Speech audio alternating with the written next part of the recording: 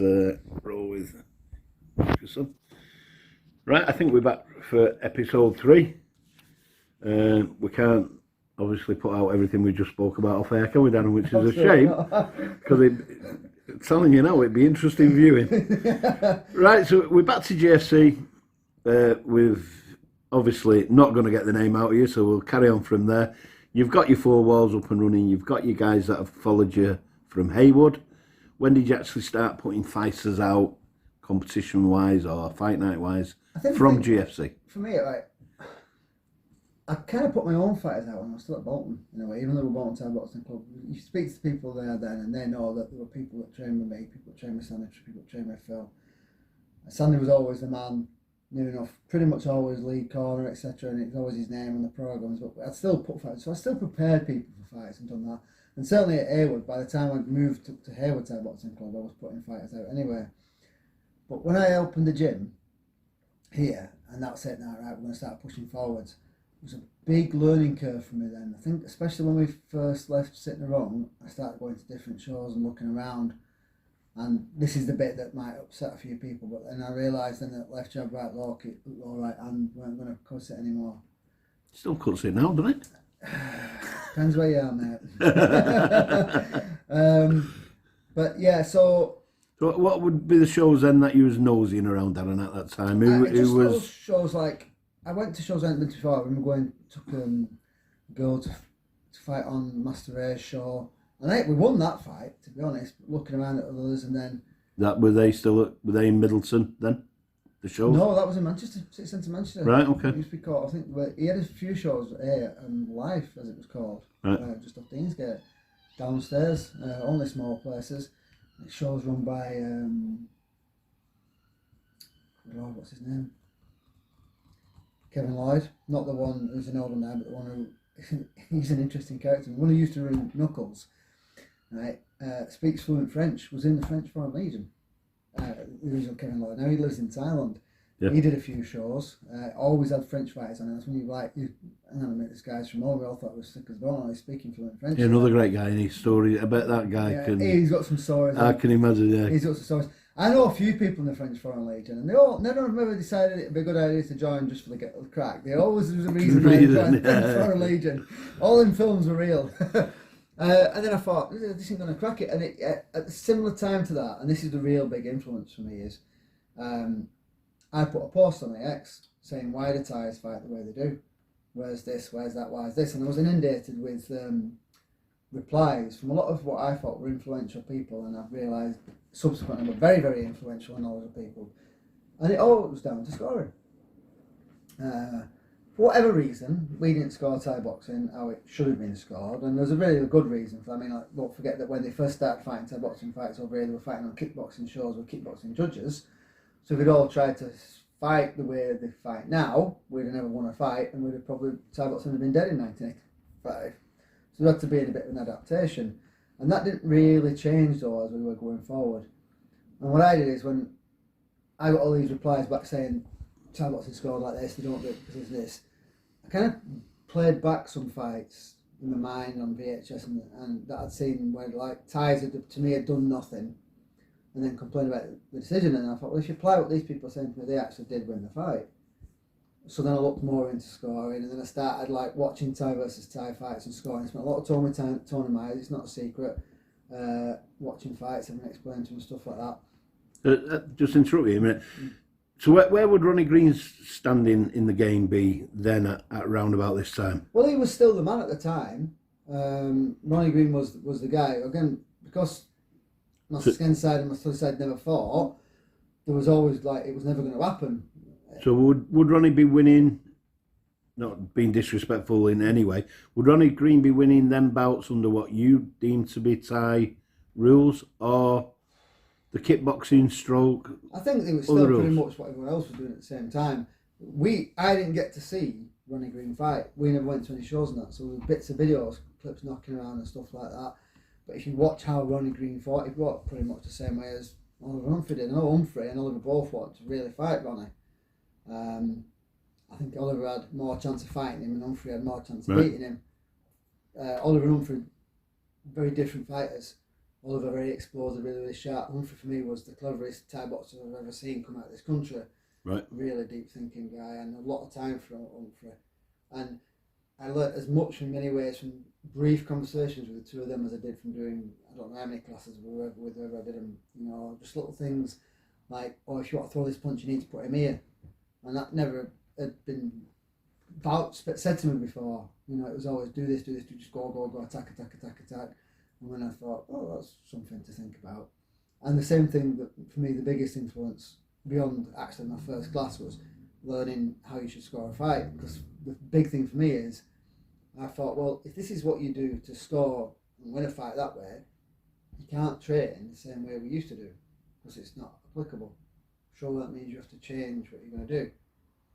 And then I've been to Thailand. Yeah, I would have been to Thailand a couple of times as well anyway, so I've done a bit of trading. But then I adapted what I thought we had to do in order to win during those rules. So when I first started GFC, it was in this kind of transitional period. I was going from what we used to do to what I kind of wanted to do. So we were having mixed results and going to shows, and this is where everyone goes wrong. All the people who've been around for a billion years, they're still not going anywhere and looking and thinking, what's he doing? How's he doing that? How do we do this? How do we grow? They still think that what they did in 1983, 1988, 1993, 2001... Still the standard bearer. And every sport adapts. We've had this discussion before, right? Football's the 1970s, they're getting sent off within 5 minutes of getting on here, on a pitch now. Even running, what's running? It's running around in a circle. The runners prepare differently now than they did before. Swimming before was a tremendously technical sport, but they prepare differently now. Every sport adapts. But some coaches don't adapt with it. So I just sat and looked and thought, well, we need to do this, this and this. So I came up with what I thought was my own way of making the best use of what I knew about how to score. And that's when the results started to change. And Liam Robinson, I remember John Taylor saying to Liam Robinson once, we stopped trying to knock people out and started learning to score, and now we're knocking people out. And Liam's kind of looking at me, looking at John, and goes, well, that's what happens. And it actually makes sense. Because I keep saying to people, like, when you look at scoring, it's not that the Thai decided, we like this, and this, we're just going to score more. It's what works. So when you start trying to do what works, you're more likely to actually stop people and knock people out. It's a great point, and one that people should really take note of, to be honest. But when you was trying to implement that in your gym, was you still going to shows that weren't which weren't using that way? That's why I'm so picky about where I go now. And you'd be, I presume, copying defeats. You know, the interesting thing about it is we didn't cop that many defeats through bad decisions because of what we were doing, because what we were doing was still working. So I've not only adapted a scoring system, I've adapted a scoring system that works against what other people used to do. So when I fight someone who's coming out fighting a specific way, I find it really easy to beat them.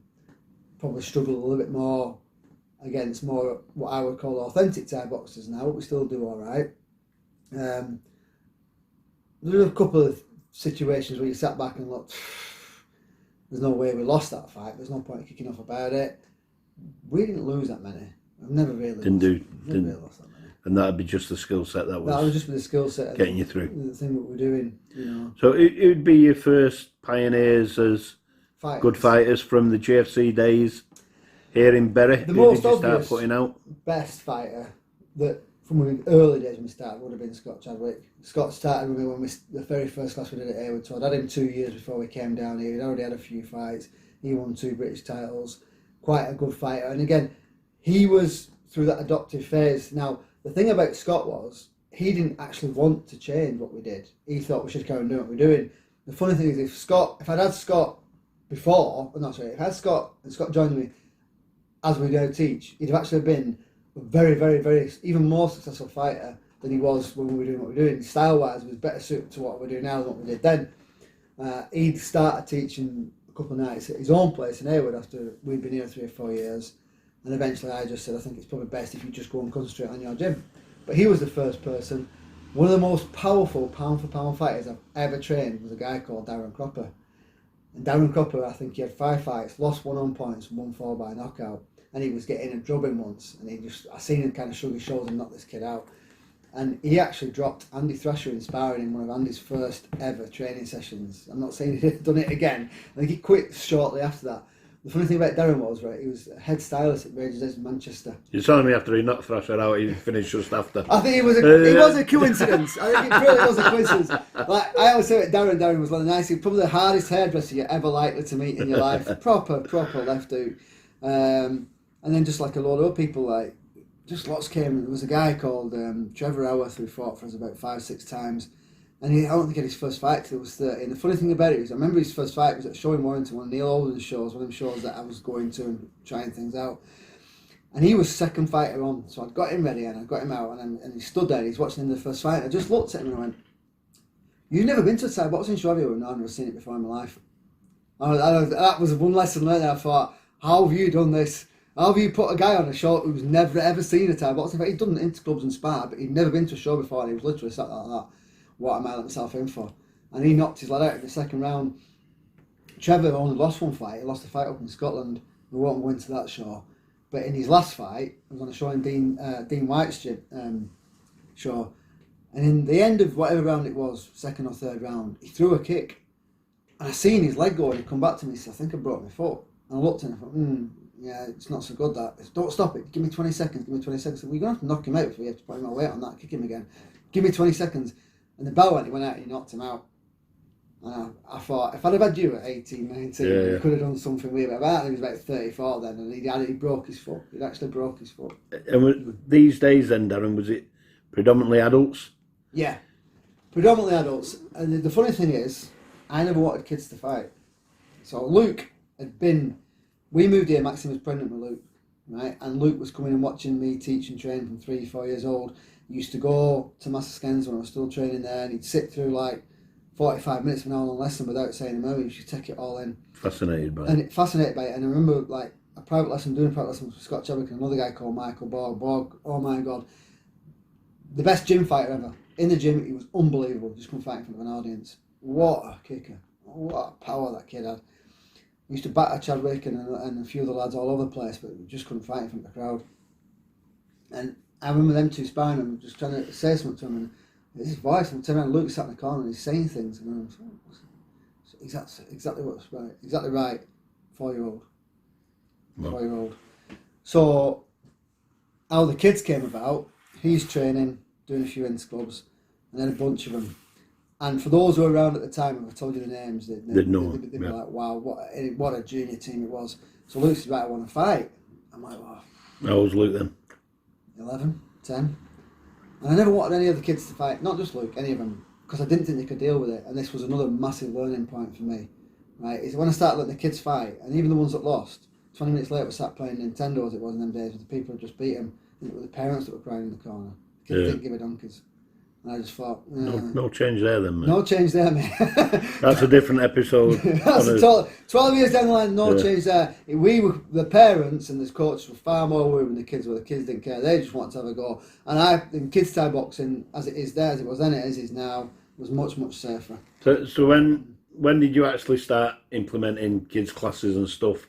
Well, we've kind of always done kids classes. Well, you just didn't fight. Yeah. And I think the other thing was as well as the same, just before actually Luke fighting and missing out the obvious big name here, right, was Quig. Quig was fighting as a junior. Quig had about 40 Thai boxing junior fights. Really? Yeah. He junior Thai boxing fights, he had 5 head contact fights, I think, but junior Thai boxing, he drew one, which was a terrible, terrible decision against a kid called Pug from Peter Feelers, and he rematched him, and that was an absolute drilling. And Lisa Howarth will remember this, it's her cousin, right? He did lose a fight on one of Sunday's shows to her cousin, whose name has just escaped me for some reason, Daniel something or other, I can't remember. And I think he had a fight about 3 or 4 months ago, his first time he fought in about 10 years. Right. And then they had a rematch, and that was an amazing junior fight, but Scott drilled him, absolutely drilled him. It was a brilliant fight, but Scott drilled him. So he had about 40 junior fights, lost one, drew one, reversed both those decisions. 5 head contact fights. His last fight was supposed to fight a kid from Paul Hamilton's. The kid was ill. He got Dave, whatever his name was, little coloured guy from Birmingham. I think he's inside now. Ranked number 5 bantamweight. We've come and fight this 17-year-old kid he was at the time. Yeah, okay. And Scott absolutely drilled him. Got ranked as a bantamweight, but then turned pro as a boxer. Right. And the rest of it is So history. we're obviously going to do a lot on the boxing on a different episode. There's going to be a lot of episodes here, mate. I think. Did tell you you need new batteries. You said to you need spare batteries, mate. So I think we'll probably rack off at that one because we're at a nice middle stage there at GFC. And we'll come back from that sort of stage to present day where we're at with GFC. We'll do on a different chit chat. But that's all. It's fascinating stuff, mate, and there's stories to be told. And even now, some of the things you're relating to, it's not changed in the game, has it? Changed. A lot of stuff's changed, but some stuff doesn't. There's a lot of stuff.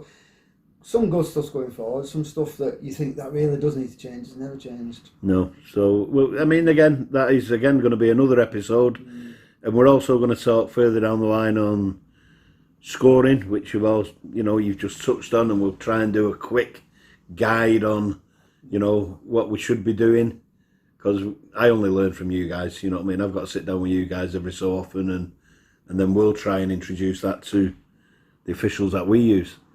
So yeah, we'll come back to GFC, Darren, and the next little bit we're going to do probably on a different day. So we'll leave GFC and then we'll go on to a bit about your promoting and how that started, the Haywood shows. And was there any before Haywood? Yeah, there was one before Haywood. Right, so we'll sort that and Haywood, and you spell with Daz and Phil. Likely suspects, ugly suspects, was it? Something like that? Usual suspects. Usual suspects, that's the one. So yeah, we'll talk all that and we'll go on to what you're doing show-wise now. The most recent one being a couple of weeks ago, which you need highly commending on, mate. It was a fantastic event. So we'll finish off there and then we'll come back to these sort of things later. Thank you.